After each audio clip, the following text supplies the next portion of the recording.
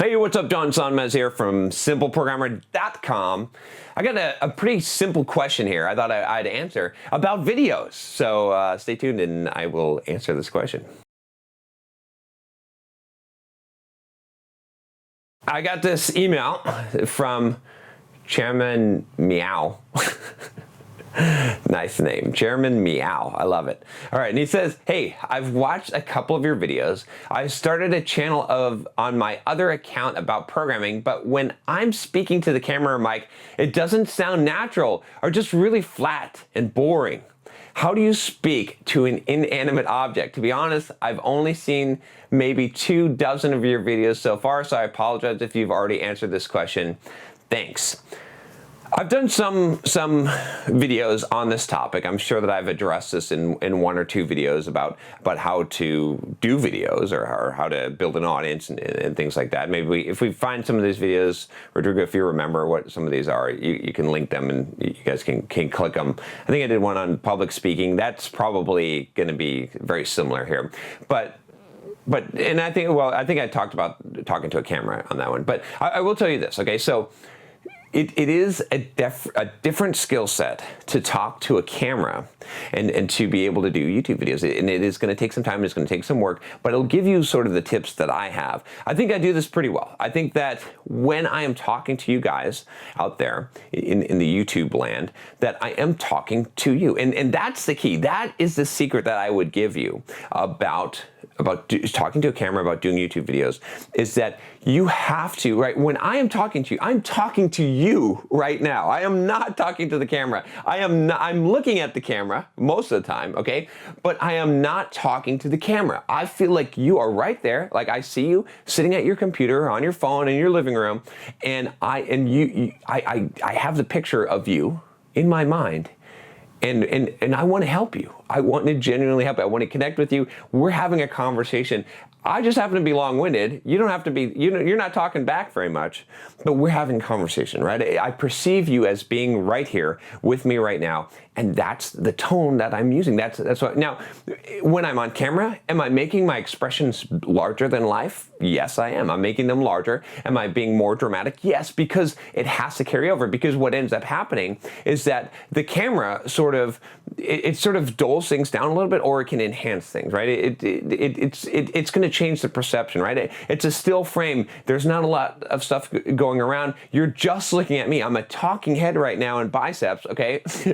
But so I got to be a little bit bigger. I got to be a little bit larger to get your attention, right, from everything else that could be distracting you. So that's the key, right? The key is really that you need to relate to your audience, that you need to not be talking to the camera, because if you're just talking to the camera, if you're just talking to this inanimate object, it doesn't make sense. Don't think of it as something that you're recording and then putting later, right? So this is, again, I think that this is the psychology, is that if you think, oh, I'm going to record this wonderful video, that's the wrong thing. Instead, you think, I'm going to talk to my audience right now, and it just happens to be being recorded. It's more present than future or past. Do you see what I'm saying? It's in the moment right now while I'm talking, while I'm recording this video. It's actively happening, okay? And the camera is just there to make a record of the conversation that I'm having with you, right? The primary thing that I'm doing is having a conversation with you right now. Now, I'm obviously overdoing it right now,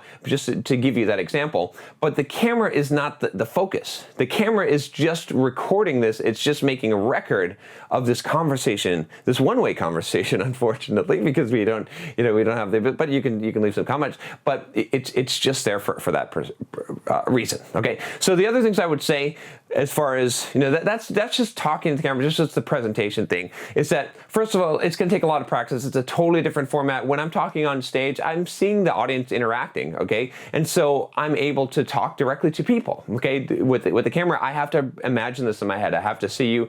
I have to believe that I'm talking to you. And it just takes a lot of practice. You're going to have to do a lot of YouTube videos. Go and look at some of my old YouTube videos, honestly. Like, look at some of my first few YouTube videos, or, the first year or so, and see how shitty I was. See how I was not confident in front of the camera. See how squeaky and high my voice was. See all those things and realize that you're going to have to go through that shit. You're going to have to do that until you get comfortable with speaking in front of the camera. It's a totally different thing in recording YouTube videos. Another thing I would say about this is when you start off, make sure you edit your own shit. Do a lot of editing, do a lot of recording and editing yourself. That's going to help you to improve your speech patterns. It's going to help you to your brain is this learning machine, okay?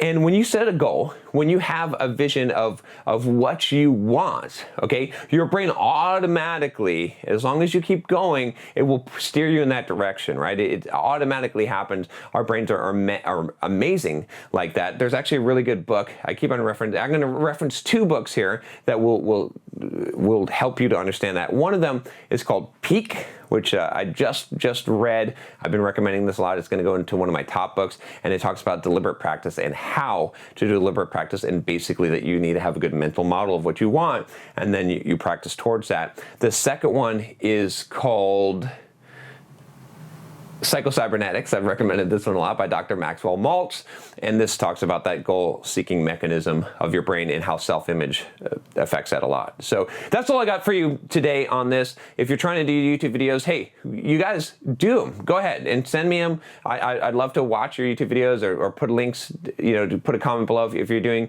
try it, go for it, but commit to it. Commit to it for like 6 months or a year, and do a video a week or video a day, whatever it takes to get good at it. I know that some of you are already doing that and you're getting better at it. It's going to take time. You're going to have to edit your stuff, but and just practice it. Just watch your stuff and see what you're doing wrong. And your brain, like I said, as long as you have an image of what you want it to be, your brain is automatically going to steer you in that direction. Good question, though. This is something that is definitely hard, but it's good. It's a good skill to have. I really think so. And it gets harder when you're trying to walk down the street and do it. Like I even lose my some of my ability there. But hey, I'm working on it, right? So I want to improve that ability. And heck, I hope that 2 years from now, if I'm doing YouTube videos, hopefully I still will be, I'll be even better. Okay, that's what I hope. But look at my old shit. Seriously, like look and see how bad I was. I was really, really bad. All right, but you get better. You just got to trust. What do I say all the time? Trust the process. All right, I'll talk to you next time. If you haven't already, click that subscribe button. See you later.